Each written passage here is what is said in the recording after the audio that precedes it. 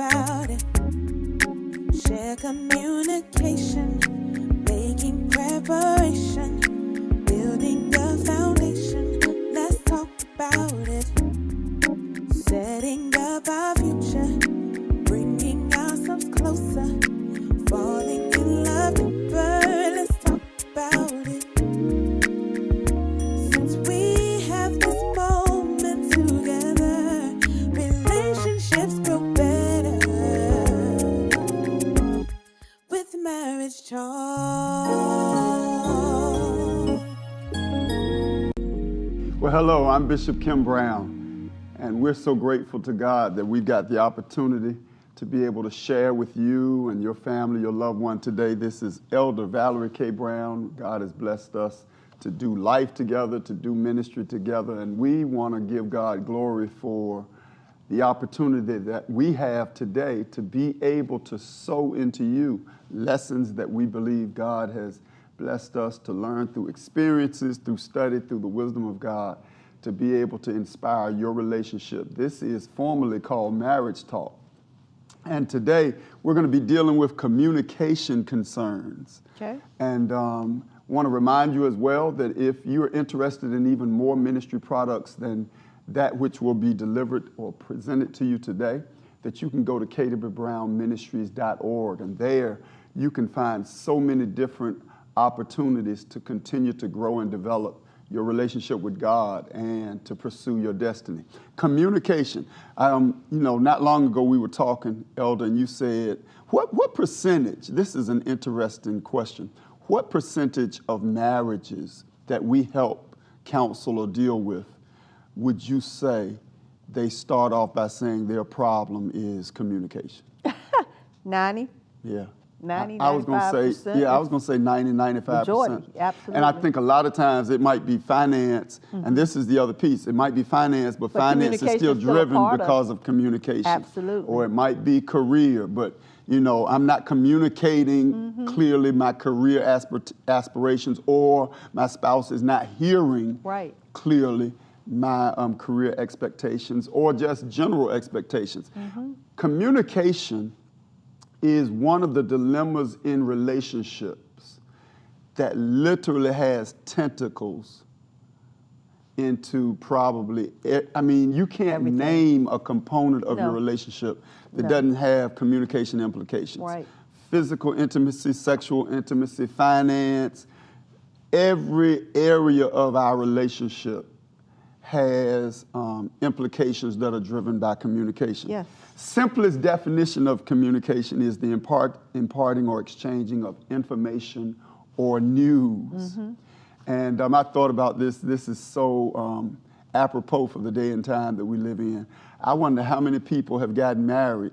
If communication is the imparting of exchanging of information or news, how many people have gotten married and then found out that they had gotten married because of fake news, because the communication was not clear.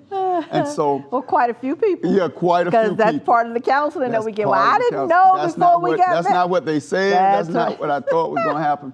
Absolutely. And so, one of the things that we want to do in this first session today is just deal with what we think are some common communication mistakes. And hopefully as we walk through those, you will see yourself. Now, let me just stop there.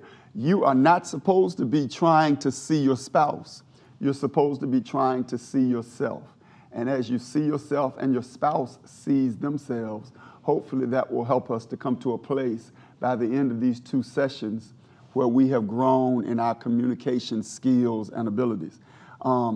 Emotional invalidation. Boy, that is so amazing, Elder, because first of all, it's such a big term. It just makes you sound like you're intelligent when you can say that. That's when you tell your spouse how he or she should feel. And there, the more I think about it, there is always in marriages the implication that the spouse feels, I should be able to tell you how you feel, and to be able to disqualify the feelings that you're expressing. Right. And I think it's so selfish and so meaningless So many times when somebody says, well, you hurt my feelings. Well, I don't know why your feelings were hurt. Right. Because that was not my intent. Exactly. Please understand, emotional invalidation has nothing to do with intent. No. It has all to do with me expressing emotionally, this is how this has made me feel. And I hear you. And Right. accept it. And, Absolutely. You can still continue to have a conversation to Right. help you further understand Right. or me understand, what it is and why you feel in a certain way, but not invalidate it. And one of the ways you can ask yourself right now, if you're a person that does emotional invalidation, is to ask yourself, do you ever say it's not really that big of a deal? Because it's amazing to me, it might not be a big deal to me because I'm processing through my emotional lens. Right. But it might be a big deal to your spouse. And let me just stop. If it's a big deal to your spouse, it's a big deal. Yes. I think we're so busy trying to make people justify their feelings, prove their feelings, or we're so busy trying to disqualify somebody's That's correct. feelings. Then I don't have to deflect and self-assess Right. my part in it. Well, if I can disqualify your feelings, I don't have to adjust my life at all. That's correct. And so Right. emotional invalidation is one of the greatest communication mistakes. If your spouse is expressing to you their perspective, their concerns, please don't invalidate that by belittling it or ignoring it. Right. Here's another one, not communicating your needs. Now, it's amazing that most of the time you never hear people list that as a mistake. But please understand, it is a communication mistake not to communicate your needs. Now, somebody might be saying right now, well, I feel like I've communicated my needs so many times, I'm not communicating them anymore. The reality is that's still not healthy communication because no one can read your mind. No one knows what you're thinking. And one of the ways that we learn to change behavior is through repetitious information. And so, not communicating your needs, silently expecting your partner to automatically know. You should know me by now. Well, the reality is, while I agree that longevity in relationship should breed some intel that causes me to understand you better, what I've learned and what we've learned is that a lot of times the reason why we don't understand one another is because I am amazed at how many couples have been married for a long time, but have never really dug deep into how they were cultured, how they were raised, and things like that. So they really don't know each other's experiences. Mm-hmm. I mean, the other day was so interesting because, our daughter showed a picture of you at Virginia State on a payphone. That was Indian River High School. Wow. That was high school. Yeah. And so, I mean, she was doing some profiling of you and talking about, just one of the experiences that's so different about us is you went away to college. Mm-hmm. Mm-hmm. I didn't go away to college. So just that experience, I think sometimes we don't understand our spouse through their experiences. And we will try to understand them through our experiences. Mm-hmm. So if I go back to number one, because it's not a big deal for me, the way I was raised, we are totally different when it comes to communicating needs in this sense. You can go weeks without talking to family. Right. Your mom and everything. I was raised, talk to my mom every day. 5 times a day. And so when I say, if I was to say to you, you didn't call today, you're like, that ain't no big deal. Well, it's not a big deal because of the way you've been cultured. Correct. It is a big deal for me the way I've been cultured because I need a phone call every day. Mm-hmm. And it's not right or wrong. Stop trying to make it right or wrong and communicate your needs. The third one is ignoring. This is so interesting. Mm-hmm. Ignoring bids for connection. Yes. One spouse or the other will make a so-called bid for connection, which could be something as simple as reaching out to hold hands or trying to initiate conversation. And I know for us, I'll be personal with this. The other night we were going somewhere and you reached out and grabbed my hand. That's, and I'm not justifying it. I'm not trying to justify it, but you know this from experience. I was raised where you don't show any public affection. PDA. Yeah, PDA. Because as a minister, you don't show any public affection. Well, now, two things. We're older. You've had knee replacement. So there are some days when I'm holding your hand because I'm wondering, can she make it across this step or up these stairs and things like that. There are some days when she grabs my hand because I think she's really making a bid for connection. So two things I want to share. Number one, if you don't interpret it properly, ask for some clarification. Like, okay, and I know somebody's out there sitting there right now saying, that's just too simplified and too organic, or maybe it's not organic enough. The reality is, if I'm really trying to understand, there are some days when it's obvious. Obviously, we going up 18 steps. I'm asking you to hold my hand now because I don't want to fall down these steps. But some days, walking through the mall, when they grab your hand, that's a bid for connection. They're feeling like they want to be connected to you. So I just think, and it's interesting that psychologists call it a bid, because when I think about a bid always requires response. Offer and acceptance. Offer and acceptance. Yes. And so please understand that you've got to, sometimes ignoring a bid for connection is terrible communication. It's nonverbal communication. I just reached for your hand. You didn't respond to my hand. So please, emotional invalidation, not communicating your needs clearly or communicating your needs at all, or ignoring bids for connection. Number 4, this is passive aggressive behavior. It was a long time before I understood that. Instead of telling your partner how you're feeling about a situation, you respond in an offhanded way. I'm fine. I'm fine. I'm not even gonna go there. Offering no eye contact or cold body language. That is a communication, and I say this all the time. This is probably very biased and sexist, so I apologize. But I try to tell ladies when we're counseling them, you are communicating when you're sitting there jerking your head and all of this. Absolutely. Now, the reason why I say that is there are men that communicate non-verbally as well. It's just that we don't typically do the head juking and all this, but our body language communicates as well. So you got to be careful that you're not making communication mistakes through your body language. I mean, I'm hearing you because I know I do this. I'm guilty of this one, and I know you. That's why you say I'm not going to go there, but I go there. I'm self-aware. I am very self-aware. Very self-aware and very humble. And that's what I'm going to say to this, and because I know you're calling it a mistake, but I'm calling it communicating. And well, it's not as clear sometimes. Yeah, it's clear. Because you're picking up exactly what I want you to pick up. I got an attitude and I'm mad. It's not as positive.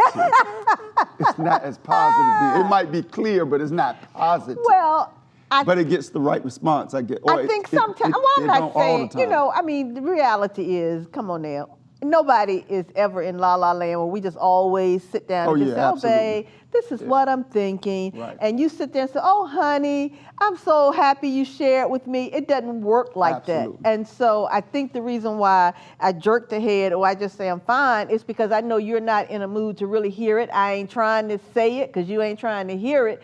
But you say it. But so I'm communicating the only way I know how for that moment. Right. To try and get your attention so that at some point we can have a conversation about it. I mean, now that's my answer for why I do this. And I'm not sure if that's, people who are listening's answer, but, and so, I will agree that it's not the advantageous way to do it, but I do think that, part of the issue is we got to be realistic about. Oh, absolutely. Ain't nobody strolling through La La Land and the roses with tiptoe through the tulips. Yeah. It just doesn't happen. We're going to take a moment and let you see some other opportunities to connect to KW Brown Ministries and some of the other moments of ministry that are made available to you. And then we're going to come back and we're going to deal with this head jerking and all of that.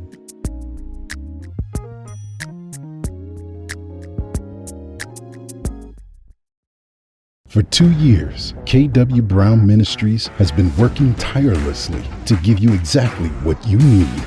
You've asked for it. Tools for hope, tools for information, tools for inspiration. Stay tuned for October 9th, 2022.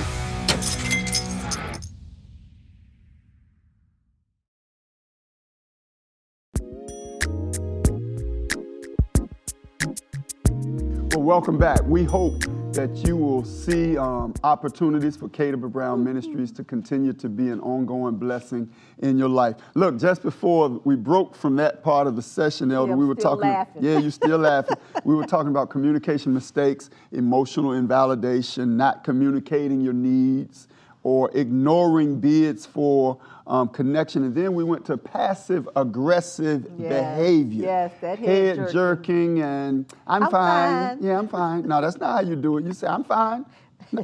No, here's the best one. What would make you think something is wrong? So, passive-aggressive behavior. And then finally, competitiveness. Yes. The constant need to win, not resolve a situation. Now, I think that's the number one mistake in communication. Absolutely. And it goes back to the statement, listening to respond and not to hear or not understand. to defend or to explain. Right. It's like we keep record. Right. I got to win this. I'm going to win this. And for the record, right now, I am up this week in our household 4-2. So I'm trying to finish the week with the victory because, you know, got to represent the brothers. I don't get a victory that often, so I'm trying. But seriously, and you know what? The other piece is the competitiveness is driven by personality. Okay, help us with that. Let me see if I can explain. Both of us, by nature, outside of communication and marriage, are competitive people. Very. So our personality then bleeds into our communication. Neither one of us likes to lose. Right. In life, and that can be so beneficial in one way. We're gonna rise to the challenge. Right. But you gotta temper that when it's time to communicate, because if not, we communicating like we playing cards. Right. That I'm just trying to win this argument. So it's not even about growing in the relationship or hearing what you're sharing. It's about being able to just put this victory up there. And so I think that is, you're right. Yeah, I mean, I agree with that, and I don't want this to be a sticking point because I'm sure you and I can stay on this one forever. But I think one of the challenges that I find in the fine line between competitiveness and understanding is, again, it's almost back to what and I feel like we're on this wheel of sharing and receiving. Right. Because I think a lot of times in the conversation, and we even have here, it's to resolve a situation, to get understanding, not to win. Right. But the conversation doesn't even lend itself toward a resolution. Right. It's more to I'm a win. And so sometimes I think, and I know for me, and I think you've called me out on this a couple of times, where I feel like I'm trying to get understanding. You receive it as me trying to win. Right. It's just that the way I think you're responding back to me, or the way sometimes when you wake up, you be singing, all I do is win, win, win, win, win. You know, so I don't have any choices. See, I mean, but in reality, I mean, you know, sometimes it's almost like when we say, I don't want to be that person that just keeps stuff going. Right. But if I don't yet understand. It's received sometimes. That's back to all you can do then, you know, that's when your relationship has gotten to the point where you can't give your spouse the benefit of the doubt. Now you in another kind of territory. I mean, you got to ask yourself, do I genuinely believe he or she is really trying to get more data, more information to be able to understand, to lead towards resolution. Right. Now, you know, that's not black and white. That's benefit of the doubt. And you know that, and we say this all the time, man, if our relationship has eroded to the place that I really think you trying to do detriment to me, that's another place. Okay. Now, it doesn't mean that my first default is not to, here she go trying to win. But there should be somewhere where the longevity of relationship, the beauty of the relationship trumps that, and just says, man, you know.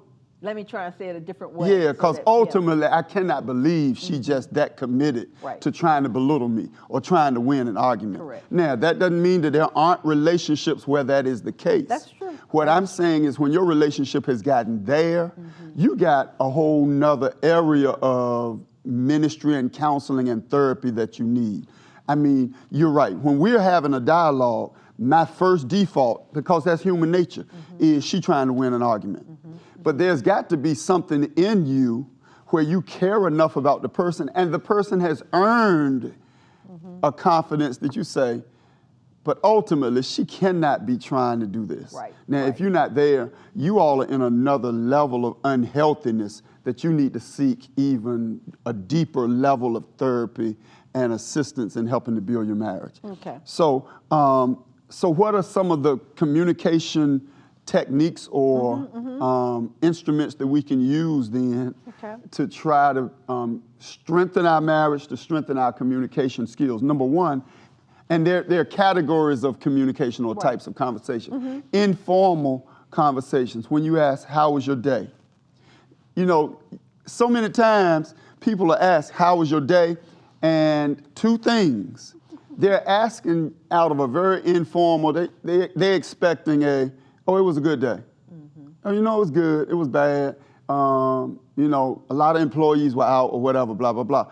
And instead, it becomes a dump truck. I was just, you know, it's like, oh, since you asked, let me just dump all of this. I was gonna say that, and I guess that depends on your response, because you really shouldn't ask if you're not ready for the dump truck. Right, absolutely. Because it can go either way on you, right, absolutely. So informal, you know, and one of the reasons why those kind of moments happen is because there hasn't been enough info. I want to say this.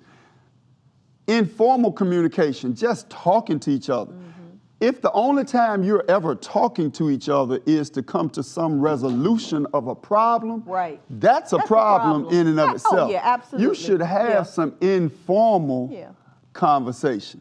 So please understand, one mechanism of that, the more you talk, the more you're gonna talk. That's correct. You know, but there's a whole lot of couples that they don't have time to talk except when they're arguing. Well, you got to go then and reconsider time allocation and lifestyle and all of that, so that sometimes you just talking, you know, just informal conversation. I love this second one, administrative meetings. Yes, you have to have some communication where it's administrative meetings. That's the family business meeting. These conversations are loaded with action items. They got responsibilities attached to them. Changes to the daily routine, to-do lists, appointments, social obligations, those kind of things. They are. And I think that drives more conversations than anything else. Probably. And that's probably a problem in and of itself. Right. But I think because of our hurried and busy schedules, that becomes the primary source of communication. Absolutely. And I think, you know, I think what we're trying to help you to understand today is be able to categorize the communication moments. There are some communication moments that are just informal communication. We just chilling. There are some when we have an agenda and an objective. They are administrative. We need to talk about daycare. Okay, that's right. We need to talk about what's going on at Little Johnny's school. We need to talk about how we're gonna help your mother. We need to talk about the bills. We need to talk about the budget. That's an administrative meeting. Now, the reason why I say that is because depending on either of the spouse's personality, these meetings can't all be scheduled at the same time. You know, for me, administrative meetings are stressful. Yes, yes, they Oh are. my God. That's why I just put a to-do list on the refrigerator. Right. We don't even have conversations. Absolutely. But even any kind of business, man, don't talk to me about how much the roof is going to cost. Right. Don't talk to me about how much the car insurance is. I really, you know, those kind of moments, and for me, in communication, one of the things you reconcile, if you come to me and say the car insurance is $20, it don't matter. It don't matter. I'm gonna get the same response. If she comes to me and says the car insurance is $200, $2,000, $2,000, $20,000, or $20, the response $20. Right.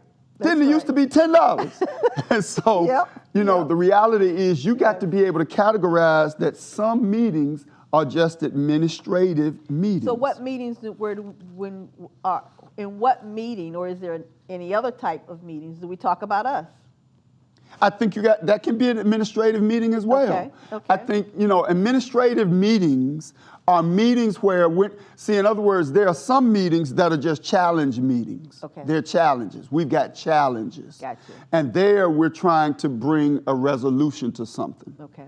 An administrative meeting could be, we need to decide on vacation. You know, so I think meetings that are challenging, meetings that are administrative, can both be about the relationship. Okay. They just have different objectives they're trying to meet. Gotcha. The reality is, in challenging meetings, sometimes these conversations about what we consider typically relatively small troubles with easy solutions. Who should we call? The dishwasher's not working. Right. You know, and sometimes what I've learned with meetings that we want to call challenges is the stress behind this is we have not identified responsibilities in the house.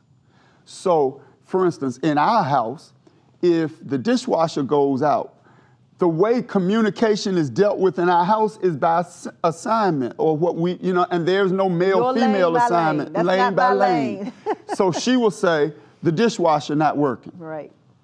That's her communication with that. Then it becomes my responsibility. Now what I do is I come back and I communicate to her one or two things. I have decided we just need to go ahead and get a new dishwasher because the man wants X number of dollars to come fix it. Now, that doesn't mean I made that decision unilaterally, but the bottom line is the way we've identified assignments or lanes, I like lanes better, in our relationship is the mechanical breakdown stuff in the house is my all lane. yours. And so what's interesting is I don't have now she might say, well, you know, just remember that all the other appliances are black. You know, so it needs to be a black dishwasher. Right. But beyond that, she doesn't get into, I need it to be able to wash the dishes in 3 minutes. I need it to be quiet. You know, it's a super quiet model. Right. She just wants to be able to load the dishwasher. So some of this is you got to know your relationship and know the lanes that you've already articulated. Correct. And then we've got this last category, life-giving conversations. Yeah, that's probably the one I was so talking life-giving about. conversations are about getting to know your partner better and strengthening the bonds between you. And you know, they're typically playful, but what I've learned is, you know, I'm amazed, and I said this to you the other day. When I look at life-giving conversations, I think they do two things. They inform and re-inform. Okay.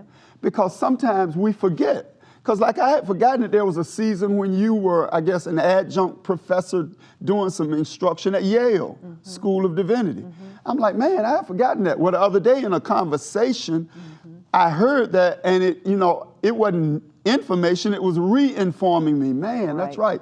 So I think sometimes it's just good to have those kind of conversations because it helps to remind you who your spouse is, helps to remind you of what your spouse has matriculated through. Very good. Yeah. I like so that. communication. Just like in real estate, location.